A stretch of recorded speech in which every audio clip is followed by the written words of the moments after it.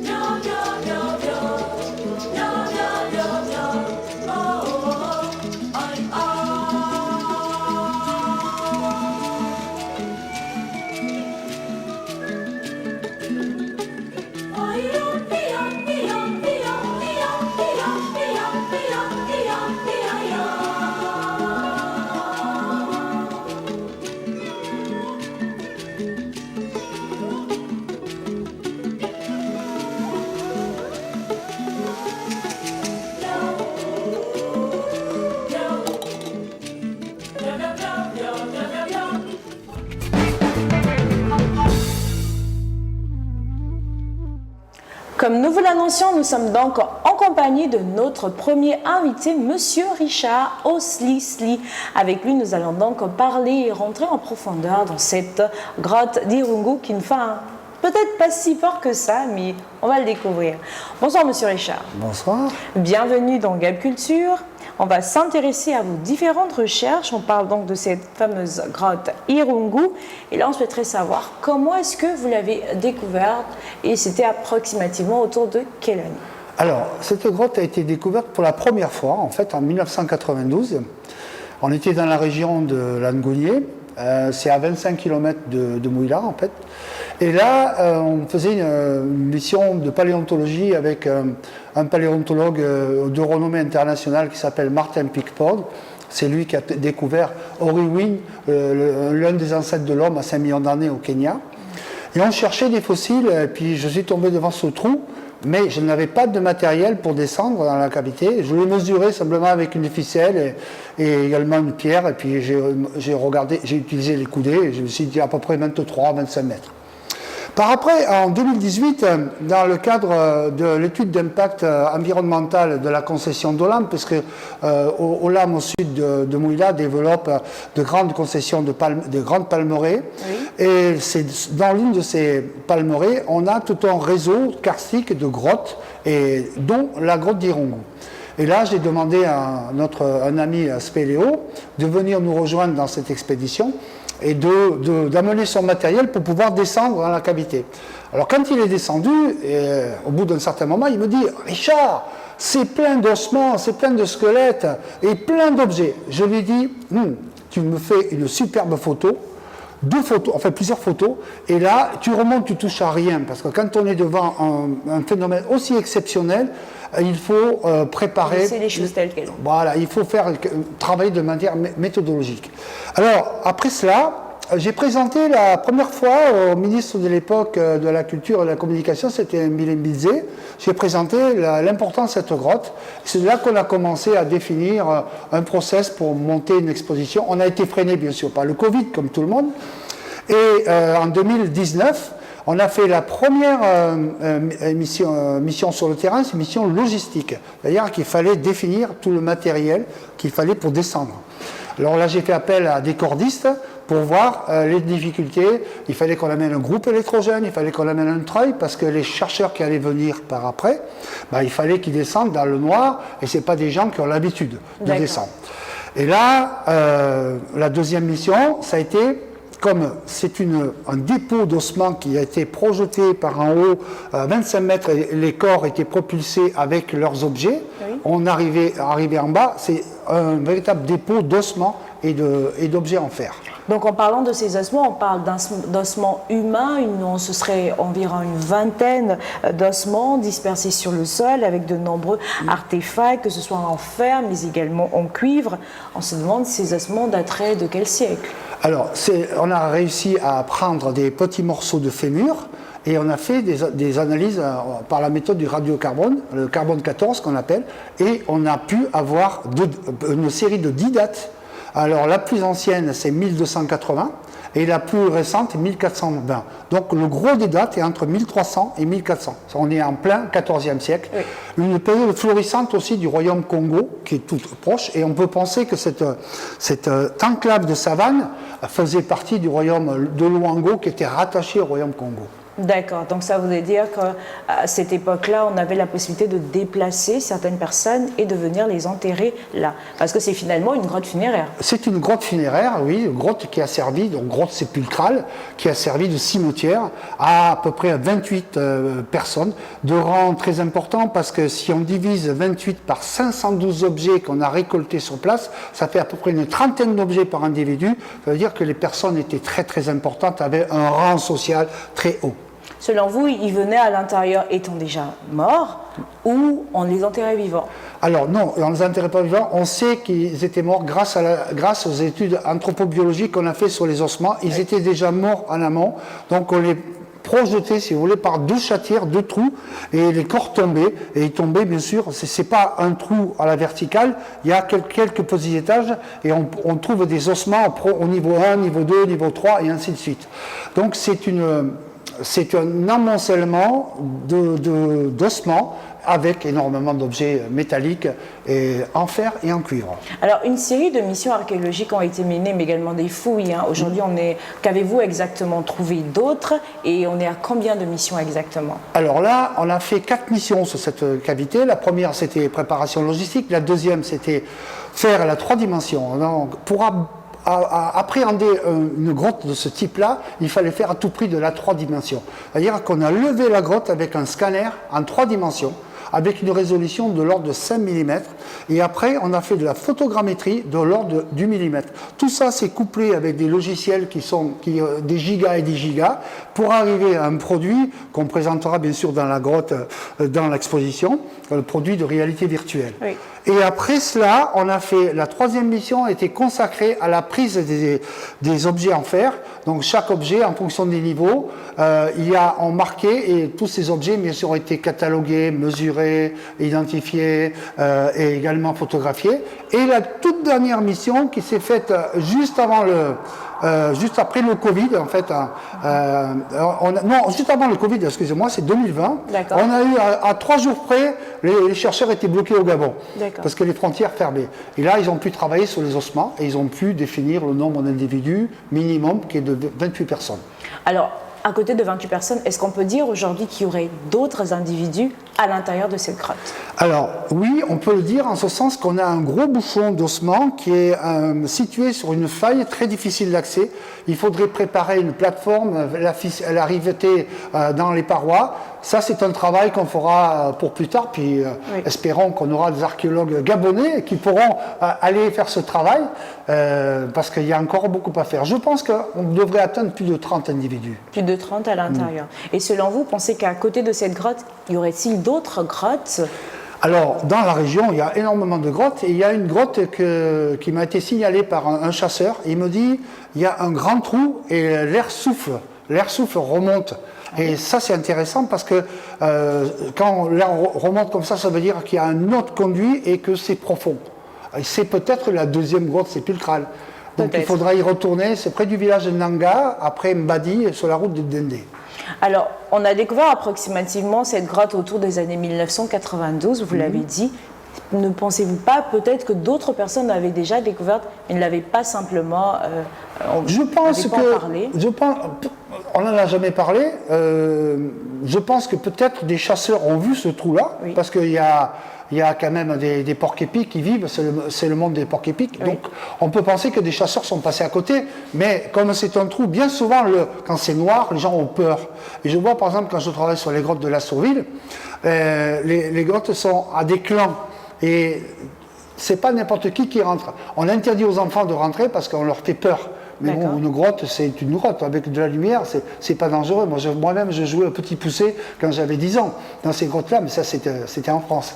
Mais voilà un peu le contexte des grottes. Il y a probablement d'autres cavités importantes. Pour revenir sur vous, je crois que vous connaissez quand même le Gabon depuis pas mal d'années. Vous êtes ici depuis les années 70. Vous avez été enseignant de sport. Peut-être nous expliquer la petite reconversion pour devenir archéologue après.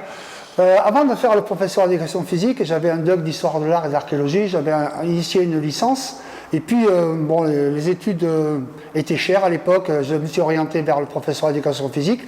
Ça m'a permis, j'ai réussi un concours et j'étais payé comme élève professeur, avec un engagement décennal avec l'État français.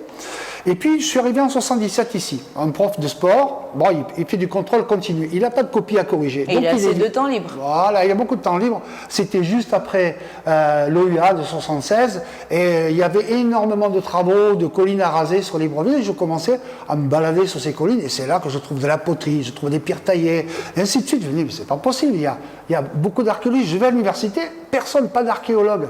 Alors moi, je ramasse des cailloux par-ci par-là, ça s'amoncelle à la maison, ma femme me dit, mais il y en a trop, ça déborde tous les côtés. Oui. Et j'ai déposé tout ce matériel au Centre culturel français à l'époque. Puis, dans les années 80, l'archéologie a commencé un peu à démarrer. Nous avons créé avec un collègue, Bernard Perrault, un programme qui s'appelait Paléogab au niveau de l'école normale supérieure, et également le professeur Lazare Digombe a créé le LANA, et on était 2 équipes qui travaillions sur le pays, et c'est comme ça qu'on a construit la première séquence chronologique de la préhistoire. Par après, j'ai soutenu ma thèse en 92 à Paris, et c'est la première thèse de préhistoire sur le Gabon, qui a été, bien sûr, maintenant on a à peu près une dizaine de thèses sur la préhistoire du Gabon.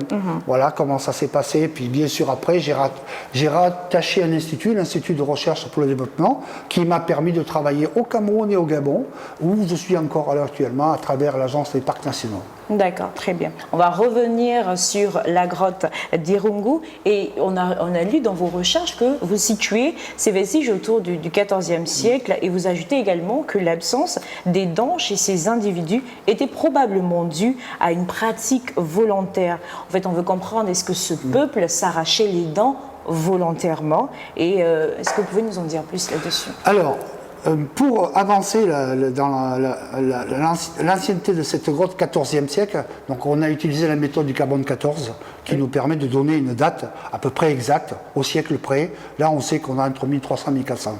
Mais on a été surpris de voir les maxillaires supérieurs édentés. Au départ, quand on enlève une dent, la mâchoire cicatrise. Oui. Et toutes les maxillaires supérieurs sont cicatrisés. Si les dents avaient été enlevées post-mortem, on a un trou. Oui, normalement. Donc, normalement, on a un trou. Et là, ça interpelle. Donc, ça veut dire que les gens, du temps de leur vivant, on leur enlevé les dents. Probablement à un moment où les personnes étaient des adolescents ou des juvéniles, des adultes, parce que dans les 28, les 4 enfants ne sont pas édentés. Et là, donc, on appelle ça des abulsions dentaires.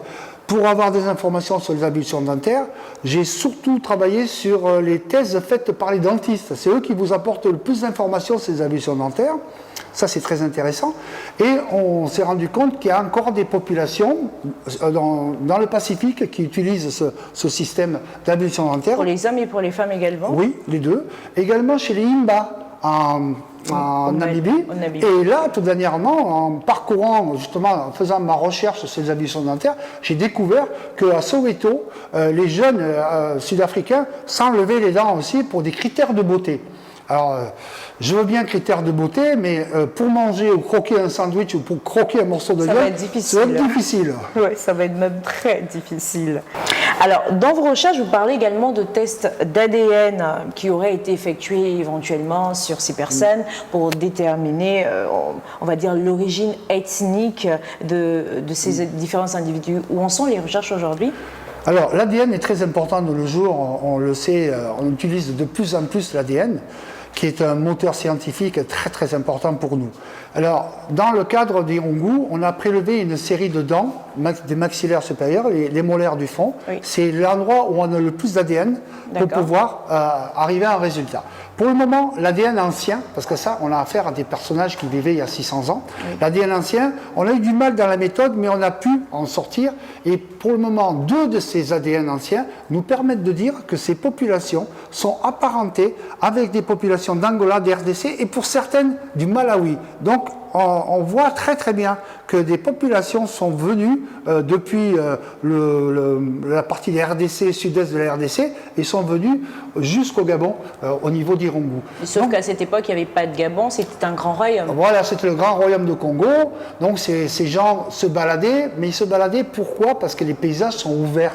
C'est pas comme dans l'autre partie du Gabon où on a la forêt, c'est beaucoup plus difficile d'évoluer. Oui. Et là, on a la mosaïque forêt-savane qui va depuis Fugamu jusqu'au Congo, jusqu'en Angola et jusqu'en Zambie. Voilà, et c'est très intéressant parce que on travaille sur l'héritage, l'hérédité. Et c'est là qu'on peut dire maintenant que les Poulous ont des origines qui viennent de ces régions-là. Et c'est important de le dire parce que c'est une preuve scientifique.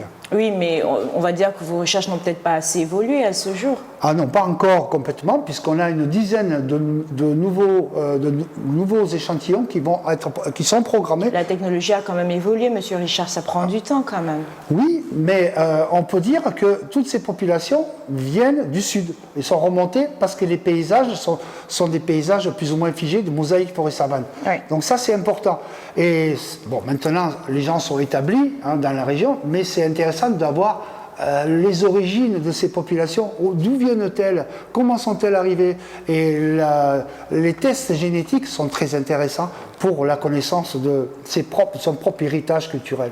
On veut quand même savoir pourquoi est-ce qu'à ce jour, ces recherches, où j'ai envie de dire cette grotte n'est pas connue du grand public. Alors, elle n'est pas connue du grand public parce qu'elle est tout à fait récente, la découverte est récente, elle date de 2018, les travaux datent de 2019. Pour avoir les résultats ADN, les derniers sont tombés il y a 4 mois, 5 mois. Seulement. Donc, seulement, oui. Du coup, c'est une exposition qu'on pourrait dire aussi en cours. Du fait qu'on va présenter Irungu, mais aussi des résultats vont arriver. On a 2 squelettes qui ont donné des résultats génétiques, mais il y en a 8 autres qui attendent de nous donner des résultats. J'attends des résultats pour octobre. J'attends aussi des résultats aussi pour les cuivres. Voilà. Donc c'est une work in progress, comme on dit, une exposition en cours. Exposition en cours, on va en parler tout au long de notre émission. On va repartir en images et cette fois-ci, on va s'intéresser à Joré Sédou qui, lui, va nous présenter l'agenda culturel. Juste après, on se retrouve pour la suite de notre émission et là, Malonda. Madame Malonda va faire son entrée. On va revenir sur cette exposition réalité virtuelle qui se tiendra donc à Libreville au Musée national. C'est juste après ceci.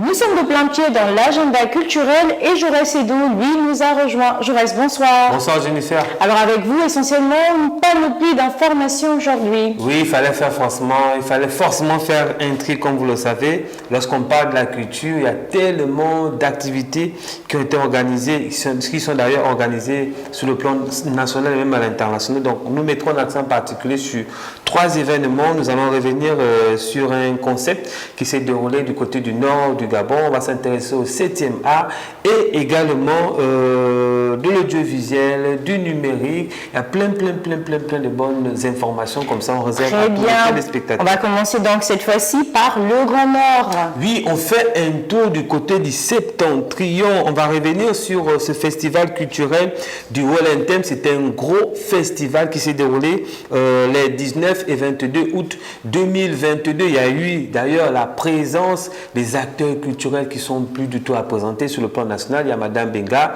qui était conférencière. Il y a également Monsieur Dominique Douma qui est vraiment, on va dire, un doyen du théâtre gabonais. Il y a également, il faut le rappeler à tous nos téléspectateurs, Papa Kumba Mboula. C'est vraiment un homme qui fait beaucoup dans la valorisation de l'oralité, la culture gabonaise. Donc ce festival, il y a eu plusieurs activités qui étaient au menu, notamment exposition artisanale, marché artisanal. Il y a eu également Bidi Bidi. Bidi Bidi, en fait, c'était art culinaire du terroir. La partie qu'on aime bien. Oui, là, c'est la partie. C'est-à-dire qu'on peut parler beaucoup le français là, mais il faut toujours recharger.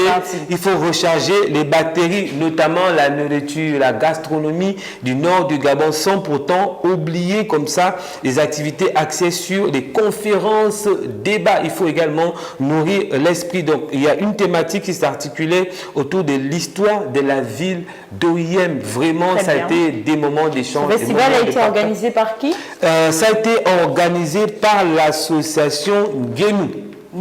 Voilà, donc c'est l'association Guénou en fait qui a l'initiative de l'organisation de ces festivals. C'est une structure associative qui fait beaucoup dans le retour aux sources. Donc pour ceux-là qui sont en pleine désarticulation avec leur village, retenez au village, c'est là-bas que vous pouvez apprendre beaucoup de choses. Juste rappeler rapidement nos téléspectateurs que l'événement s'est déroulé les 19 et 22 août 2022. Il y a d'ailleurs une thématique qui s'est articulée autour de, je regarde rapidement mes notes, le mariage traditionnel. Très bien. J'ai envie de dire que beaucoup d'activités culturelles ont mis en avant cette problématique. Et ben, tout à fait. Elle fait couler beaucoup d'encre et de salive. On passe à une deuxième information. La deuxième information sur le 7e art, le cinéma. On parle de 22 minutes festival court-métrage. C'est un festival qui est prévu se dérouler les 6 et 9 septembre 2022. C'est un festival, on va dire, une initiative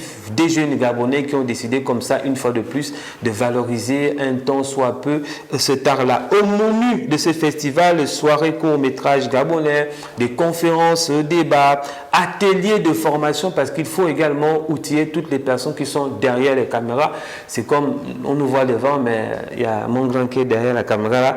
Monsieur Olago, donc atelier, écriture, scénario, réalisation, mise en scène, acting, actoring, cadrage et lumière son. Vraiment, il y a plein d'activités comme ça là. Il y aura surtout de l'écriture. Tout à fait, l'écriture, parce que beaucoup de personnes ne savent pas que avant de passer à la réalisation, avant de passer au montage, tout ce qui est en rapport avec la logistique, il faut commencer déjà à écrire.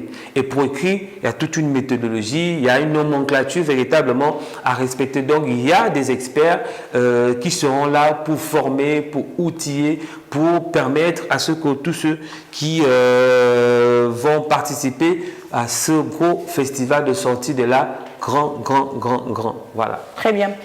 Autre et dernière information, j'aurais essayé de... La toute dernière information, c'est vraiment, on va dire quoi, les mots me manquent. En fait, c'est la grande actualité de cette année 2022. On parle du SAMO, donc le Salon des métiers de l'audiovisuel et du numérique, qui sera dans la phase de la 2e édition. Et dans le cadre, bien évidemment, de cette 2e édition, la thématique s'articula autour de la transformation de l'audiovisuel par le numérique. C'est vraiment un gros mariage.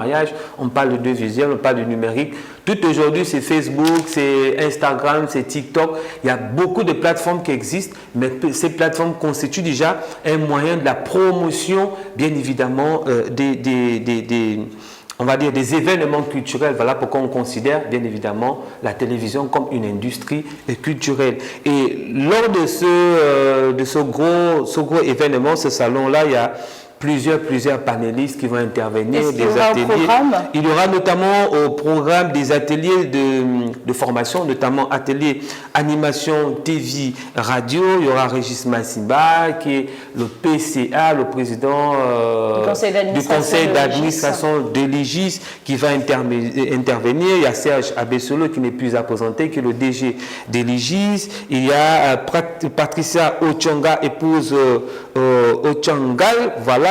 Donc qui a l'expertise en communication. Il y a Steve Anderson Bonzabi. Voilà. Il y a d'autres ateliers. Il y a d'autres ateliers également dans le digital, donc communication digitale et institutionnelle. Il y a développeur web, community manager. Vraiment, il y a plein comme ça d'événements au menu lors de ce gros salon. C'est prévu du 21 au 24 septembre 2022, ce sera du côté du Musée national des arts et rites et traditions du Gabon. Pour ceux qui souhaiteraient avoir un peu plus d'informations en rapport avec ce gros événement, il y a un numéro de téléphone, il y a le 077 57 02 05. Maintenant, pour ceux qui souhaiteraient avoir les billets, c'est tout simple. Allez-y du côté du Musée national, naître à l'entrée, vous aurez bien évidemment une équipe assez dynamique comme ça qui va vous accueillir, sans pourtant oublier du côté de Gabon, première, on va dire, la maison Georges Rawiri, parce qu'il y a souvent un peu cet amalgame-là.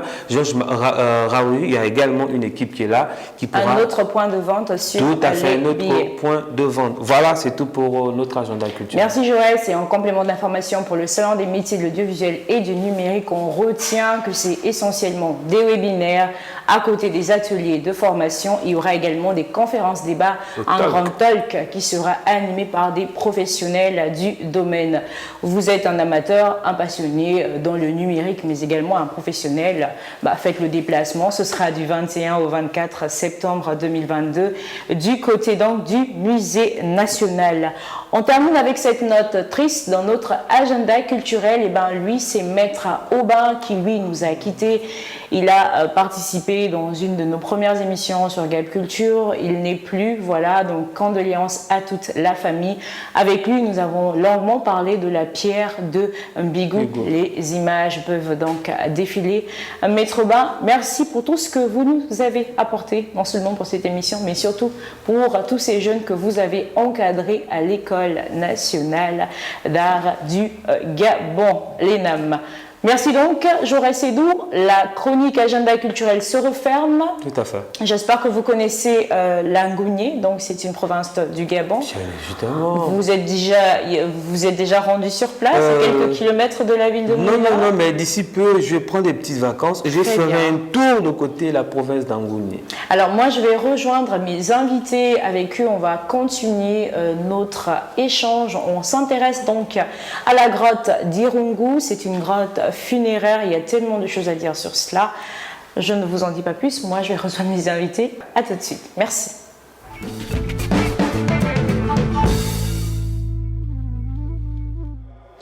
Deuxième partie de notre émission, cette fois-ci, Madame Malonda nous a rejoint. Bonsoir et bienvenue. Bonsoir et merci. Alors, avant que vous n'arriviez, nous avons commencé avec le côté scientifique et là, je sais que nous allons éventuellement approfondir. Mais avant que de venir sur vous, on va repartir sur Monsieur Richard et on veut quand même comprendre quelle est aujourd'hui, on va dire, la plus-value de cette découverte au niveau du Gabon. Alors la plus-value, elle s'élève à plusieurs niveaux. Le premier niveau, c'est une meilleure connaissance de cette région et de cette période de temps, le Moyen-Âge. On n'avait aucune information, si ce n'est de poterie. Là, d'un coup, on a pléthore d'informations, tant sur le plan génétique que sur le plan métallique.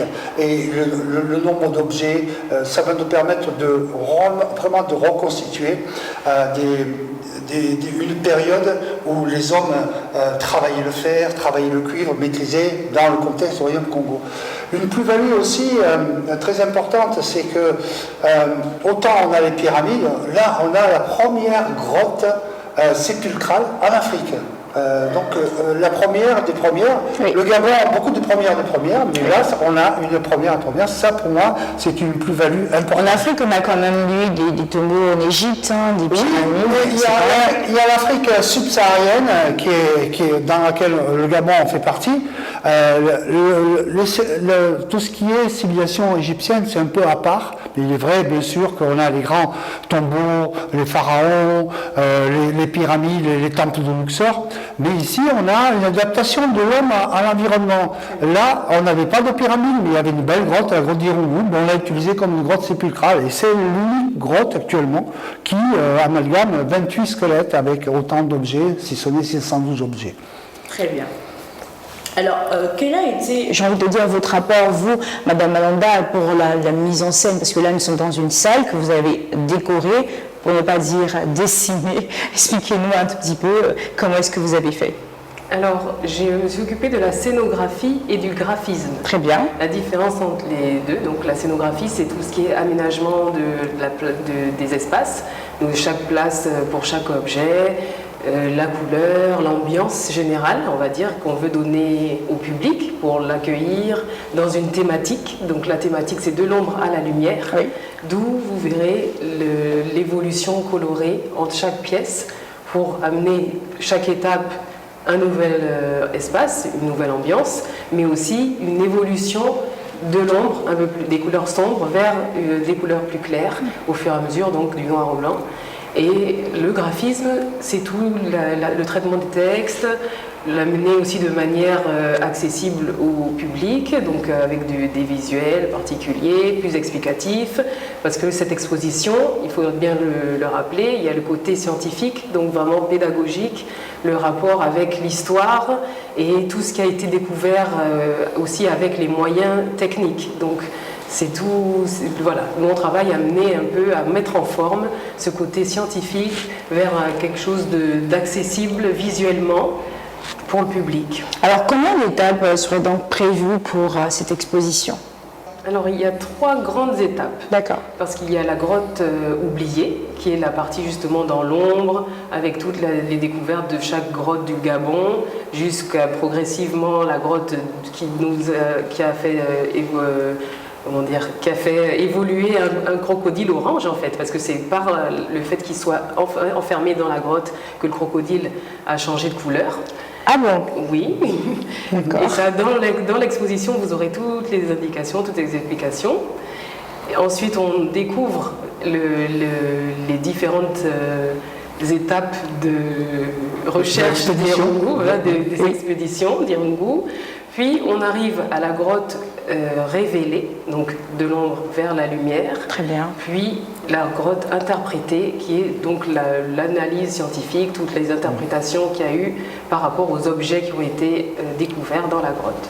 D'accord. Et on va terminer sur ce qu'on appelle la réalité virtuelle. Oui. Parce que là, on va mettre en immersion les gens à travers un casque, et ils vont se mettre à la place, ils vont être guidés par une voix, et ils vont découvrir la grotte, ils vont descendre un palier jusqu'en bas. Ils sont devant la grotte et ils se retrouvent, au bout de 6 minutes, ils sont en bas. Ils vont voir des objets apparaître devant eux, et on leur raconte une histoire. C'est l'histoire de la recherche de cette grotte. C'est moi qui guide le visiteur à travers la grotte et à travers ces casques en réalité virtuelle.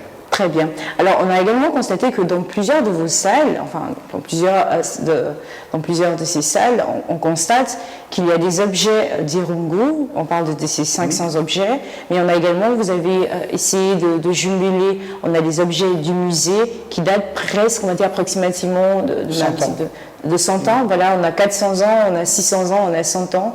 Pourquoi ce choix? Alors, ce choix, c'est parce que, par exemple, dans la famille des gonds, tout ce qui est sonnaille, on a des gonds qui sont représentés par le musée qui ont 100 ans, mais on a aussi des gonds qui ont 700 ans, 600, 700 ans. Et on voit que la famille, elle était déjà connue et reconnue il y a 700 ans, et que l'objet a perduré au fil du temps, et que l'objet ne s'est pas perdu. souvent il y a des objets qui s'y perdent. Mais là, on voit très très bien. Pareil pour la clochette qu'on retrouve, qu'on appelle le Kindu. On a un Kindu qui a 600 ans et on a des Kindu qui ont 100 ans. Et on voit que la forme est quasiment la même. Donc il y a une pérennité, une transmission de connaissances. Et c'est ça qui est important. Donc on a toujours marié des objets du musée et des objets de la collection d'Irungu. Tout cela aussi parce qu'il fallait mettre en évidence le potentiel, le patrimoine des réserves du musée. Il ne faut pas que ces réserves soient toujours cachées, elles soient aussi montrées au grand public. Donc les gens maintenant verront qu'au musée, il y a des choses cachées dans la réserve, mais qu'on peut voir à travers l'exposition d'Irungu. Alors, en parlant de ces objets, j'ai envie de dire de ces belles parures, on a pas mal de formes. Est-ce qu'aujourd'hui, on a peut-être fait des recherches au niveau du Congo, voisin juste à côté, pour découvrir si encore, comme je sais qu'on a certainement des réserves avec du cuivre, est-ce que c'est encore les mêmes pratiques, la même technicité qui est utilisée pour pouvoir produire des différents types de bracelets? On parle du fer qui est très lourd, qui pèse. Alors, les métallurgistes de l'époque qui maîtrisaient le fer, qui maîtrisaient la fabrication du fer, qui maîtrisaient aussi la fabrication du cuivre, donc tout ça, ce sont des savoirs qui ont duré jusqu'au 19e, 20e. Avec l'arrivée de la colonie, ça a complètement changé. Donc tout ça, ça a disparu. Mais ça montre la grande technicité de ces métallurgistes, des orfèvres, parce qu'il y a un bracelet en cuivre qui est entrelacé et articulé, qui est d'une beauté sublime que les visiteurs pourront voir. Mais on peut dire qu'on avait affaire à des travailleurs du fer, des travailleurs du cuivre de haute technicité. Oui. Alors, Madame Lalonde, on souhaiterait comme ça là, pourquoi une exposition archéologique avec une réalité virtuelle? Pas mal d'expositions. Alors, la réalité virtuelle, déjà, s'est imposée parce que la grotte Irungu est très difficile d'accès. Donc, c'est toujours dans cette optique de transmettre le maximum d'informations. Donc, la 3D s'est trouvée en fait la solution idéale parce qu'avec, comme ça a été expliqué, comme vous le verrez dans l'exposition, il y a eu des techniques vraiment pour scanner toute la grotte et la représenter en 3D, vraiment de façon réaliste. En plus de ça, il y a effectivement le côté virtuel par des vidéos simplement projetées dans différentes salles pour montrer aussi un peu le côté vivant des objets. Parce que dans les expositions, l'objet est sous vitrine, on a l'impression peut-être que son histoire est terminée, et pourtant, tout le fait de faire des recherches sur des petites particules d'un objet montre que il est vivant en fait, parce qu'il apporte des informations, on peut transmettre et on parle de génération en génération à travers ces objets-là. Êtes-vous sûr que cette exposition va ramener grand monde au musée quand on sait que dans l'imaginaire de certains de nos citoyens, la culture du musée n'est pas encore bien implantée? On l'espère que ça va générer au moins un afflux de gens, je ne dirais pas un afflux, mais bon, que beaucoup de gens viennent voir parce que quand même c'est un pan de l'histoire du Gabon. À une époque, quand je suis venu au Gabon, j'ai entendu parler de nos ancêtres les Gaulois. Alors c'était un peu dur de comprendre ça. C'est pour ça d'ailleurs qu'on a participé sur le premier livre, La préhistoire du Gabon, qu'on montrait au Gabon. Il y avait un patrimoine spécifique au Gabon. Et là, moi je considère que c'est quelque chose cette exposition, elle est fondamentale pour la connaissance de l'histoire du Gabon, et elle est fondamentale parce qu'elle présente une nouvelle technologie. On a marié l'ancien avec l'éthique, les technologies évolutives comme la 3D, comme les vidéoprojecteurs. On a fait de cette, comme dirait Virginio, le muséographe qui n'est pas là, mais on en a fait une expédition vraiment active. C'est ça qui est important. D'accord. Et ça, pour nous, c'est un fondamental. Alors, après ici, Monsieur Richard, on souhaiterait quand même savoir, ça veut dire que l'archéologie au niveau de Gabon est révélée, c'est bon, tout le monde peut se lancer, moi, du coup, je peux devenir archéologue déjà, voilà. Après ici, c'est bon, on peut le faire? Oui, bien sûr, on peut le faire. Alors, je peux vous dire que nous avons pas mal de programmes qui sont déjà en cours. Il y a déjà le programme de Yumbidi, sur la grotte de Yumbidi. C'est une grotte aussi, mais là, on a une séquence. Quelle partie du Gabon? Bien sûr, Yumbidi est à l'Astorville. D'accord. On a une séquence qui fait 25 000 ans d'occupation. 25 000 ans, et on a une jeune thésarde gabonaise qui s'appelle Marie-Josée Anguetzogo. Elle va faire sa thèse dessus, elle est encadrée par un de mes collègues et moi également au Gabon. Elle va faire un travail sur la technicité et la technologie des pierres taillées, donc de 1000 ans à 10 000 ans. Donc ça, c'est un point fondamental. Après, nous avons aussi un autre site qui s'appelle le site de Lobé, où on a un deuxième thésard gabonais qui s'appelle Stéphane Hassan Toutoum, qui est rattaché à l'université de Toulouse, mais ici sur le terrain, il travaille avec moi.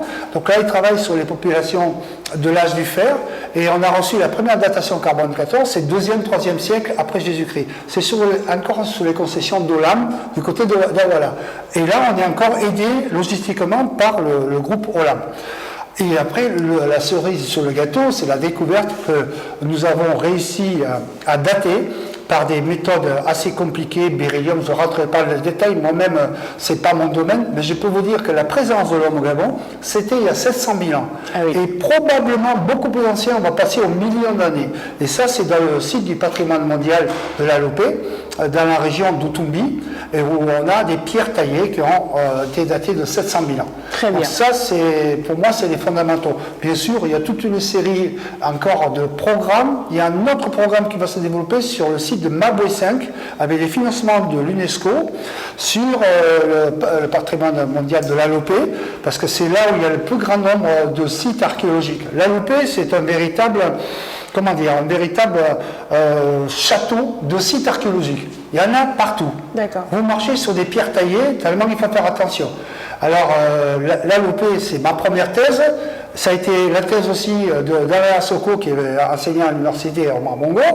Donc, on a un patrimoine culturel qui est magnifique. Et le Gabon est assis sur un patrimoine culturel archéologique. Ben, il faut maintenant le développer, le mettre en exergue, le montrer comme nous le montrons à travers cette exposition pour la grotte révélée d'Irungu. Très bien. Alors, après Irungu, on va peut-être parler de Livindo, on a parlé de la Lopé. Ce serait quoi les perspectives d'avenir? Alors, dans le classement des zones à patrimoine mondial, par exemple, on a classé le patrimoine mondial de la Lopé, site mixte nature-culture, grâce à l'archéologie d'ailleurs. Très bien. C'est l'archéologie qui a permis cette émergence, ce classement de sites mixte nature-culture. Ça, c'est en 2007. Il y a 2 ans, on a réussi à classer le site, alors sur le plan naturel, donc c'est les critères naturels, c'est le parc national d'Ivino qui est devenu patrimoine mondial. Et maintenant, on prépare 2 autres sites. On est dessus avec la DGFAP et également la NPN. On travaille sur 2 sites. Le premier site, c'est le site de Moulendé, où on a découvert, le professeur Albani, dans les années 2010, a découvert la présence d'un gisement de fossiles pluricellulaire, la vie pluricellulaire. Ça, c'est exceptionnel. Il y a 2,1 milliards d'années, les premières formes de vie pluricellulaire apparaissent. Donc, ce sont des petits fossiles qui ont, des fois, certains ont 30 cm de long, comme des vers, mais ils sont là à 2,1 milliards d'années. Et en même temps, à côté de là, 15 km, il y a la pile nucléaire naturelle de Bangombe. Dans les années 70, ils ont trouvé plusieurs piles nucléaires. Mais comment ils ont découvert ça? En fait, il y a l'uranium 235 et l'uranium 237. Le 235, c'est l'uranium fossile classique. Le 237, il a subi une fission. Et quand on fait des vérifications pour voir la qualité de l'uranium, et ça s'est passé dans le sud de la France, à Pierrelatte, je crois, et là, ils se sont rendus compte de 237. Pourquoi 237? Ça veut dire qu'il y a eu fission. Et quand ils sont revenus sur le terrain, ils ont découvert que la nature avait provoqué elle-même des réactions nucléaires, et qu'on a trouvé aussi le moyen d'arrêter cette réaction nucléaire. Donc ça, c'est un superbe outil de travail pour savoir comment on va pouvoir contrecarrer la fission nucléaire. Mais la nature nous a donné la réponse, c'est autant long, mais ça c'est très important. Donc ces 2 sites qui ont 2 milliards d'années sont en concomitance, on va les classer, ils seront présentés l'année prochaine, ça ne veut pas dire qu'ils vont être classés, mais ils vont être présentés pour la première fois, parce qu'ils ont ce qu'on appelle la VUE, c'est-à-dire la valeur universelle exceptionnelle. Au Gabon, c'est le seul endroit au monde où on a la vie pluricellulaire, Moulendé. Au Gabon, c'est le seul endroit au monde où on a des piles nucléaires, Bangombe. Donc ces 2 sites-là ont toutes les capacités et tous les critères pour devenir patrimoine mondial. Oui, mais pour, j'ai envie de dire, notre dernière question, pour arriver à faire tout cela, il faudrait des moyens. Qui vous accompagne à ce jour pour pouvoir continuer à faire toutes ces recherches? Alors, il y a des bailleurs, par exemple pour la grotte d'Irungu, de l'ombre à la lumière, l'exposition. J'ai fait des démarches, et donc il y a Total Gabon qui est derrière nous. Au départ, il y a Olam qui nous a beaucoup aidé, parce que c'est sur les concessions d'Olam. Et puis par après, l'ambassade de France nous a beaucoup aidé aussi, l'Institut français, et également le FSPI, le Fonds de solidarité, le projet innovant, à travers le musée Ogam, ça s'appelle. Et donc on a déjà tous ces financements pour l'exposition. Et le reste du temps, c'est Total Gabon qui m'aide beaucoup. On a passé un accord avec Total Gabon pour développer ce qu'on appelle le Total Gabon vert. Il y a le Total Gabon bleu, mais nous c'est le vert. Et dans le vert, on a un chapitre qui s'appelle archéologie, TGV, Total Gabon vert, archéo. Et là, bien sûr, je développe des programmes et j'amène les étudiants, je les forme sur le terrain. C'est tous ces financements qu'il faut débusquer, trouver, et c'est toujours à partir de conférences, d'émissions comme nous le faisons en ce moment, qu'on se fait connaître. Il faut se faire connaître et puis il faut beaucoup publier, c'est ça qui est important. Donc, beaucoup de publications, beaucoup de conférences, on arrive à trouver des financements. Alors, pour finir, on espère bien sûr qu'avec cela, l'écosystème, on va dire culturel, également touristique au niveau du Gabon, va commencer à décoller.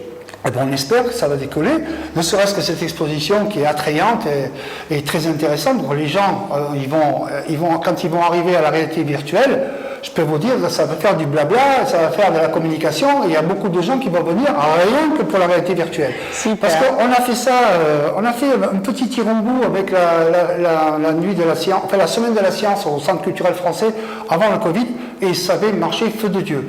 Alors bien sûr, on attend toutes les classes, les primaires, les lycées qui vont venir, et c'est par l'information des enfants vers les parents, comme on a fait à l'Arboretum.